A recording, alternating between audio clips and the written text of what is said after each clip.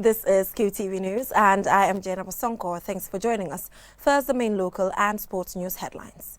The National Assembly on Wednesday completed its debate on the 2021 draft estimate budget. The Truth, Reconciliation and Reparations Commission has clarified allegations that they are not interested in hearing the issue of the 56 West African migrants massacred in the Gambia. The Food and Agriculture Organization of the United Nations, with funding by the European Union on Friday, handed over 4 Toyota Hilux pickups worth millions of dollars to the government of the Gambia.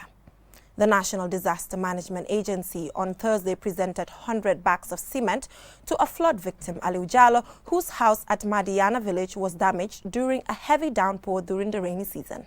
In sports, African football legends joined those bidding farewell to Diego Maradona following his death on Wednesday and his burial on Thursday.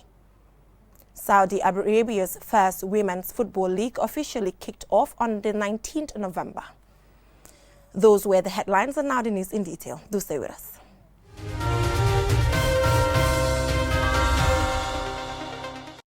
Thank you for joining us. Now, the National Assembly on Wednesday completed its debate on the 2021 draft estimate budget, which is currently before National Assembly members for detailed consideration, possible adjustments or a reduction for approval. Momodu Lamin Choi has the rest of that. The 2021 draft budget estimate is before the National Assembly members to decide on what will define our national revenue and expenditure for the year 2021. The Assembly's scrutiny of the budget over the last few days is dominated by the debate on how to slice and shape the budget for the country's development. But how do we finance the deficit? I have indicated that we are not here engaged in a mechanical exercise to be doing the arithmetic subtraction or addition here and there. But how do we ensure that this budget impacts positively on the lives of the population, the people, and also the development of the country? Working towards that to get Gambia away from deficit, wouldn't it be better, or how is it difficult for government to get money, invest in the productive areas where income could be generated, Gambia could be saved from borrowing from outside? The 2021 budget estimate has a deficit of $6 billion, which means a greater expenditure than revenue generation in the next financial year. Some of these legislators intend to cut expenditure to reduce the deficit. The National Assembly had tasked its Finance and Public Accounts Committee to scrutinize the budget estimate to come up with a consolidated report with recommendations. A $1.45 billion reduction from the budget deficit was the committee's target, and how to do that is central on the debate. What FPAC actually has done, we tabulated the entire cost. What we had is about $1.044 billion as cost we have. However, the members' recommendation from various committees to add certain things, for example, in the Ministry of Works, in the Ministry of Health, in the Ministry of Tourism, altogether is about $1.220 billion. Effectively, we are actually increasing the deficit. Reducing the $6 billion deficit through cutting from the budget estimate of expenditures of ministries helps towards managing the financial burden of a deficit. The intention to resolve this has seen appeals from ministers responsible for social services like health and education, who give a picture of their ministry's demands. Mr. Speaker, these things are not easy. We inherited a lot of difficult situations, but they cannot be left like that. Something needs to be done about them. But certainly, they need resources. We need resources to be able to improve on these facilities, and we'll be very happy if those resources are forthcoming. No, you cannot cut the budget of higher education. If you cut the budget of higher education, you are cutting down the feet of development. And you don't achieve development on the wheels of serendipity. You achieve development with the eagle mentality, the Spartan character, and the frugal tough-mindedness of a citizenry. For the government to finance its development projects with a budget deficit of $6 billion, domestic and foreign borrowing is projected to increase, leaving the Minister of Finance faced with the jigsaw puzzle of how to manage the economy of a poor, heavily indebted country. The budget submitted to you shows that most ministries' budgets dropped when compared to 2020. And this is evident that we have tried as much as possible to be fiscally prudent. Not all have taken it lightly, because the revolution that is going on in all the sectors, I think both the health minister was here and the higher education, and I'm sure if all sectors ministers were here, you will see the confidence level, the vision they have, and everybody wants to have resources for their sector. The Parliament is currently sitting as the Committee of Supply, which gives each NAM the opportunity to consider in detail the 2021 estimate for a final decision on the next year's budget. This long process has so far, before the time of this broadcast, led to the reduction of nearly $36 million from the budget estimates of the Office of the President, about $267 million from the IEC, and $80 million from the National Audit Office. Mohamed Lamin Choi, Qtv News. The Truth, Reconciliation and Reparations Commission has clarified allegations that they are not interested in hearing the issue of the 56 West African migrants massacred in the country. Babakar C has the rest of that.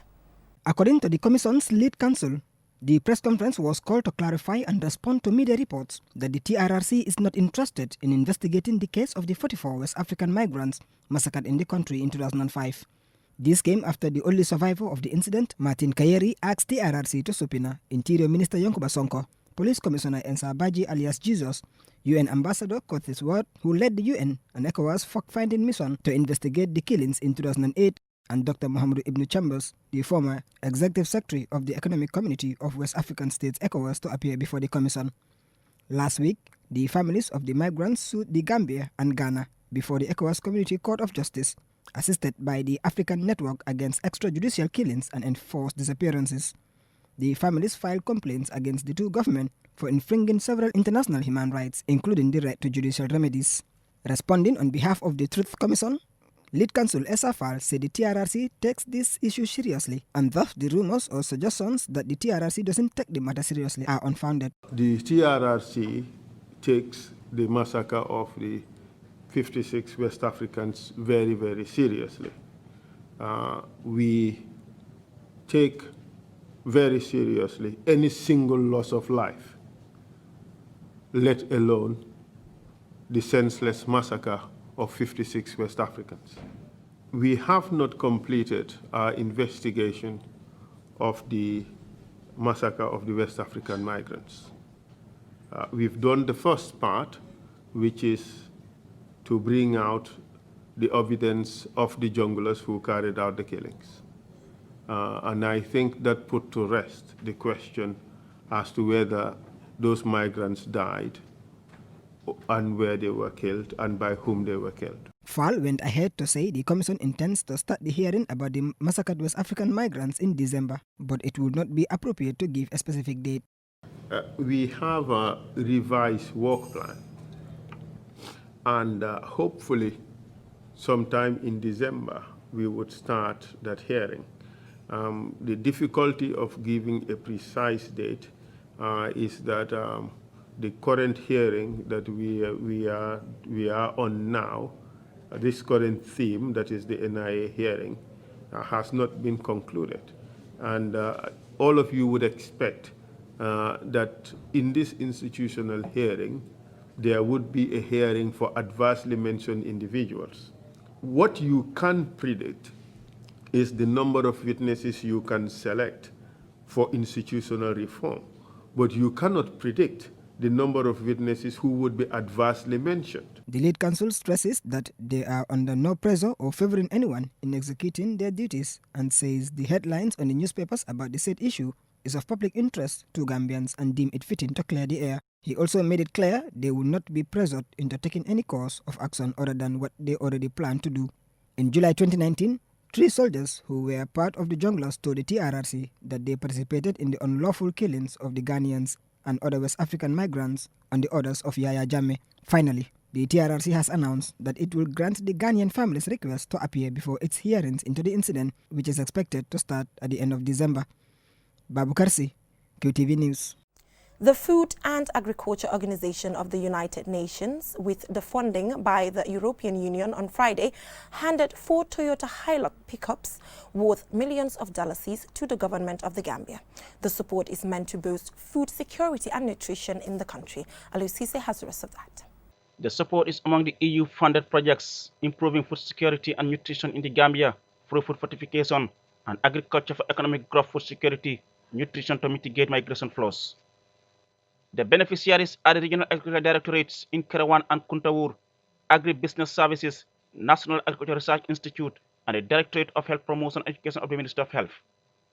In addition to the vehicles, each beneficiary will receive a laptop and a printer. The materials will facilitate the work of the recipient institutions in the fight against food insecurity, malnutrition, and rural poverty.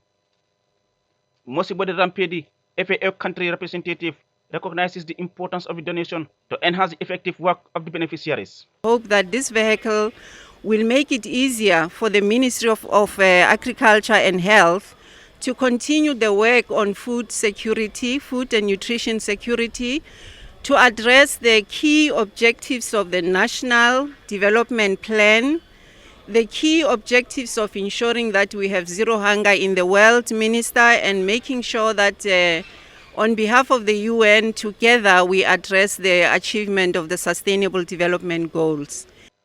Ami Fabre, Minister for Agriculture, welcomes the support from the FAO and partners, saying the UN body has been supporting our ministry in various ways in terms of inputs and policy development.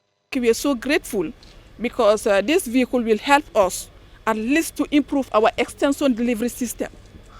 Because the 2 vehicles going to the Ministry of Agriculture, to agribusiness and the North Bank region, it will improve the extension service delivery.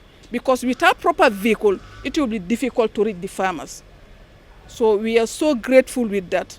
Then the ITC material given to health, that also is a big plus. Because I know they will be able to collect data and also store data. So based on that, as a government, we are so grateful to FAO, and I know the support will be continued because 2030 is only 10 years away. And inshallah, we are yearning to be self-sufficient in food production within that period. And that's why, with your support and the support from other partners, we want this support to continue because government alone cannot do it. Evangelina Blanco Gonzalez, Program Manager at the European Union Country Office, said our office is committed to supporting the country realize its development aspirations, especially on food security and nutrition.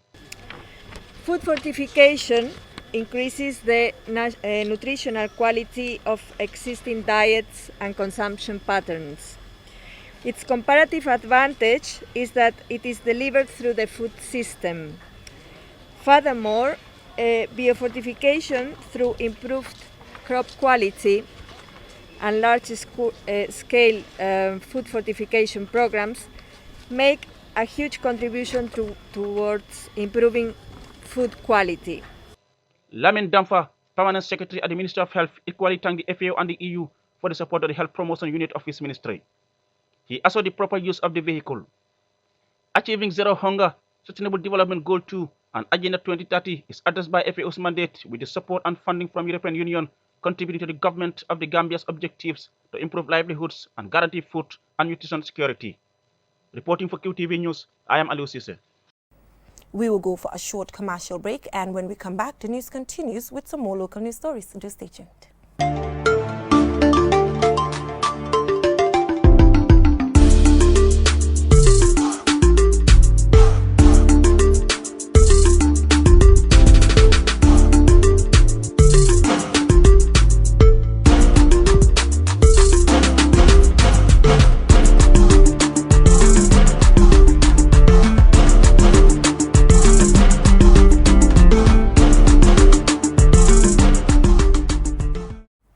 Welcome back from that short commercial break. If you're just tuning in, this is Qtv News.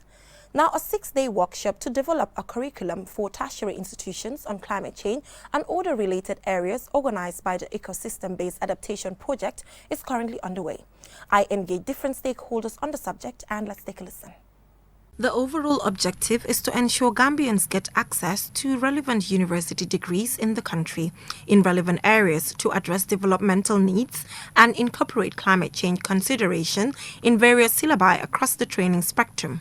The targeted program areas are climate change and community development, beekeeping, bushfire management, and 3 nursery management. The institutions involved are the Rural Development Institute, Forestry Training Center, and University of the Gambia. The ministry being interested in seeing that some of the tertiary institutions are upgraded or transformed into university-level institutions, they tasked the ecosystem-based adaptation project to definitely help the School of Forestry and the Rural Development Institute in terms of upgrading them to university level. And you can only do that when they have the relevant curriculum and syllabus. Education is an essential element of the global response to climate change. It helps young people understand and address the impact of global warming, encourages changes in their attitudes and behavior, and helps them adapt to climate change-related trends. University of Gambia is, like you said, a lead training institution on higher education. So it is our responsibility, meaning University of the Gambia, to come up with programs on curriculum that would enhance citizens' knowledge in the area of climate change, in the area of natural resource management. That's why the EVA project invited the University of the Gambia to be part of one of the stakeholders in this curriculum development. So hopefully when we get this curriculum off the ground, we'll be able to train many, many Gambians who are interested in natural resource management, who are interested in climate change issues at the global level and at the national level. Curriculum development can be a complex, time-consuming process with many challenges. Some of the key challenges influencing curriculum development, especially for schools, are political intervention, educational theories, conflicted stakeholders, and who is included or excluded in the curriculum development process.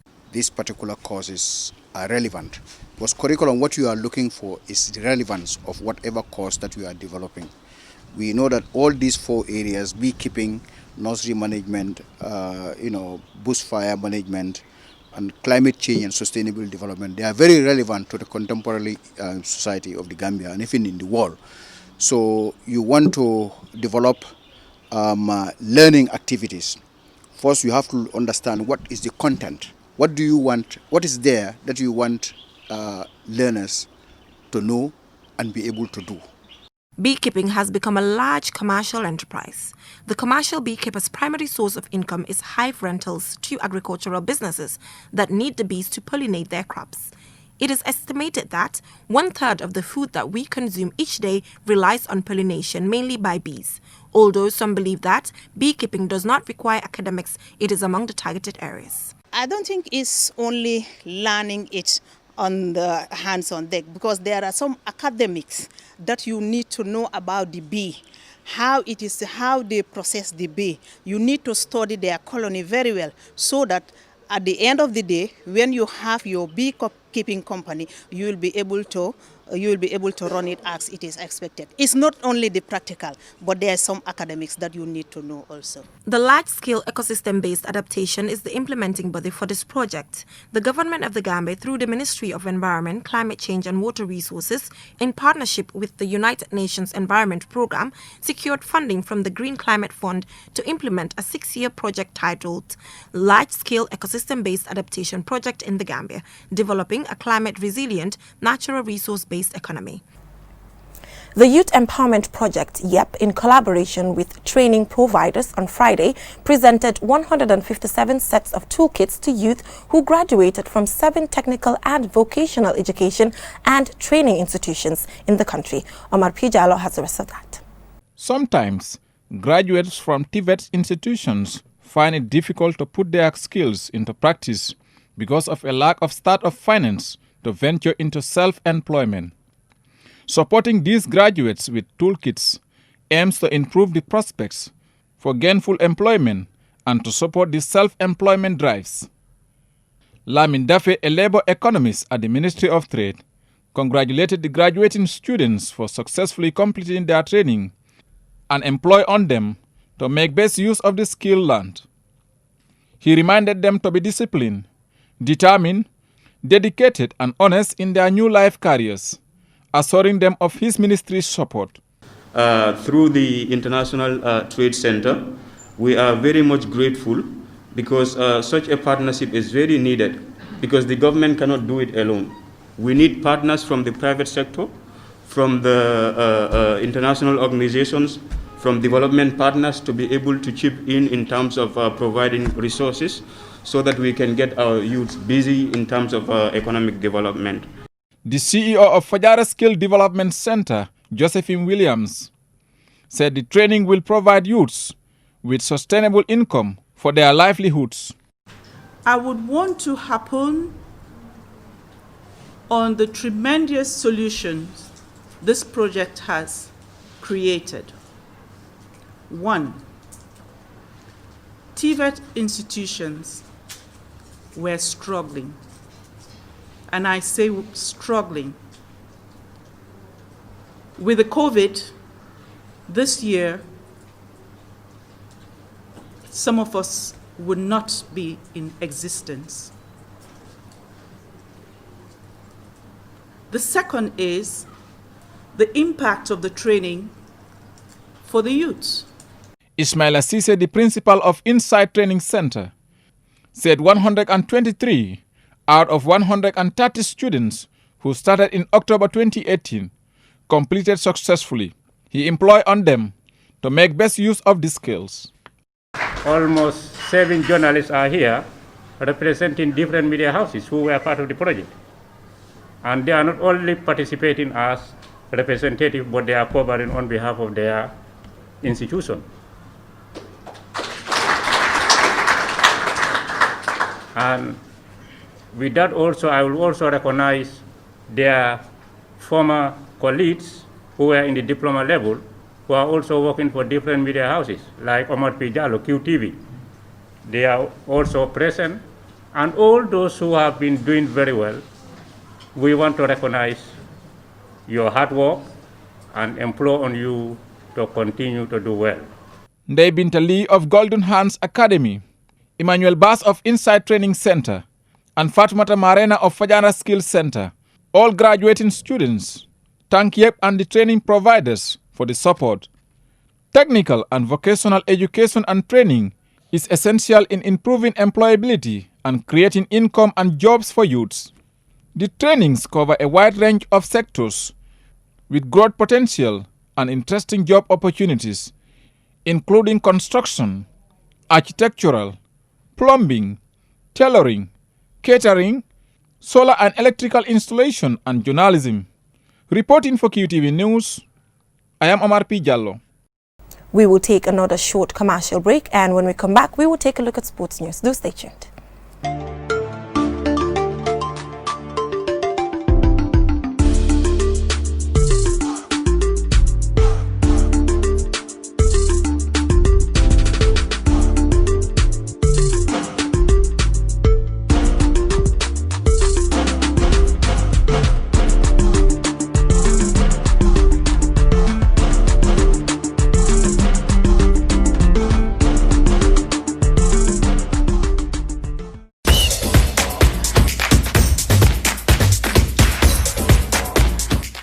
Welcome back from that short commercial break. If you're just tuning in, this is QTV News. Now in sports news, African football legends joined those bidding farewell to Diego Maradona following his death on Wednesday and his burial on Thursday. More in this report. Liberia's President George Weah, himself a legendary footballer, led the tributes from Africa. In a post on Twitter, he said he saw Maradona as a legend and an icon whose extraordinary story inspired millions. Another legend of the game, Roger Milla, part of the Cameroon team that beat Maradona's Argentina in the first match of the World Cup at Italia 90, said he only shed a tear because for Diego, you don't need to cry your eyes out. A tear says it all.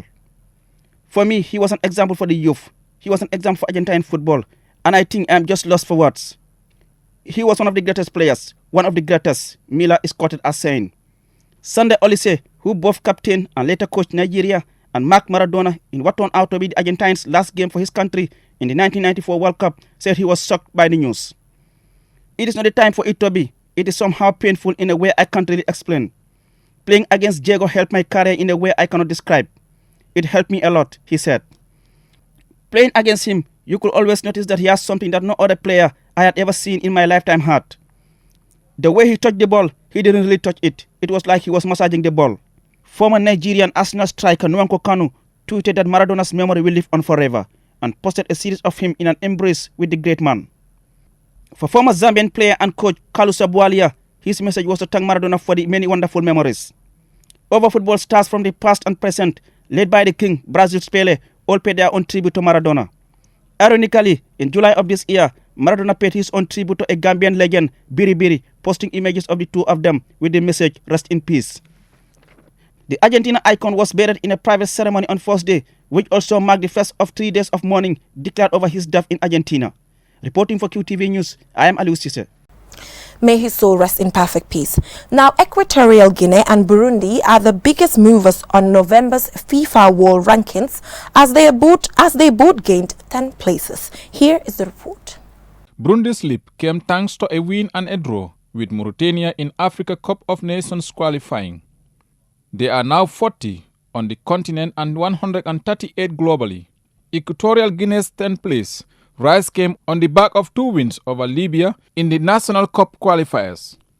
Senegal remained the highest-ranked African side and have moved up a single place to 20 in the world. Gambia's position remains unchanged at 157 globally and 45 in Africa. The top 3 globally are also unchanged, with Belgium top followed by France and then Brazil.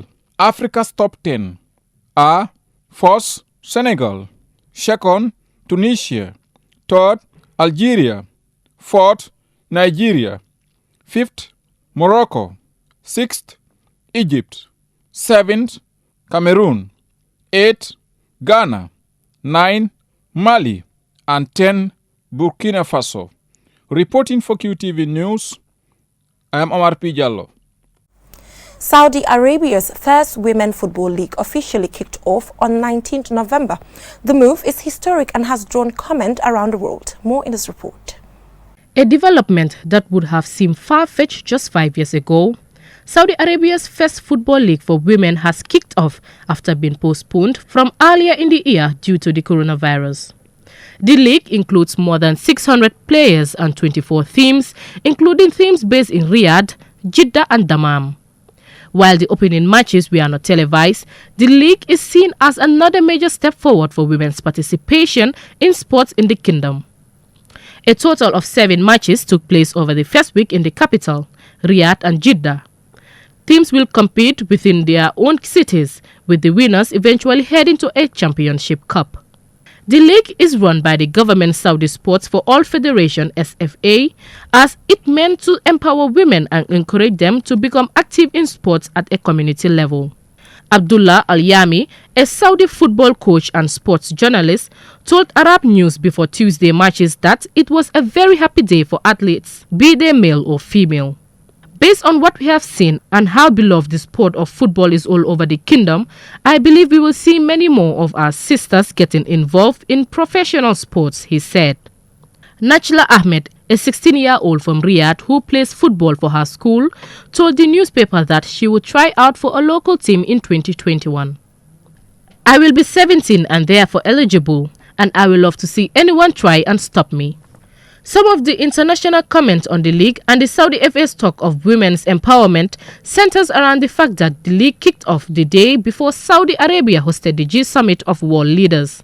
Choosing such a date was seen by some as an effort to impress Western governments and critics about strides being made up to open up the society. However, due to the COVID-19 pandemic, no international leaders or media arrived as the summit had to be held virtually. Women have only been permitted to drive cars in Saudi Arabia since June 2018. The same year, women were finally allowed to watch football matches in stadiums in the kingdom. For many years, conservative clerics warned that opening sports to them would lead to immorality. Ajibintu Drame, QTV News. Before we end this news bulletin, let's take a quick look at our main stories. The National Assembly on Wednesday completed its debate on the 2021 draft estimate budget. The Truth, Reconciliation and Reparations Commission has clarified allegations that they are not interested in hearing the issue of the 56 West African migrants massacred in the Gambia. The Food and Agriculture Organization of the United Nations, with funding by the European Union on Friday, handed 4 Toyota Hilux pickups worth millions of dollars to the government of the Gambia. The National Disaster Management Agency on Thursday presented 100 bags of cement to a flood victim, Aliu Jallo, whose house at Madiana village was damaged during a heavy downpour during the rainy season. And in sports, African football legends joined those bidding farewell to Diego Maradona following his death on Wednesday and his burial on Thursday. Saudi Arabia's first women's football league officially kicked off on the 19th November. Well, that is all we have for you in this edition of QTV News. Do join us tomorrow, same time for more news. Thanks for watching.